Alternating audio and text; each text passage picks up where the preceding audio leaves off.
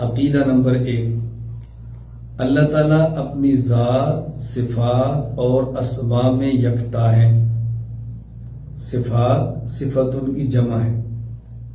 صفتن کہتے ہیں کمال اور خوبی کو۔ اسماء اسمن کی جمع ہے۔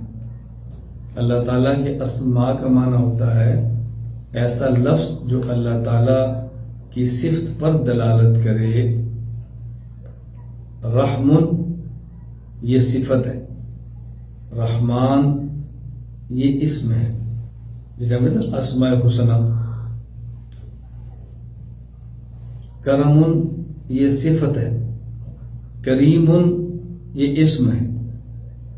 جب آپ اسماء حسنہ پڑھیں گے تو وہاں اسی طرح آئے گا۔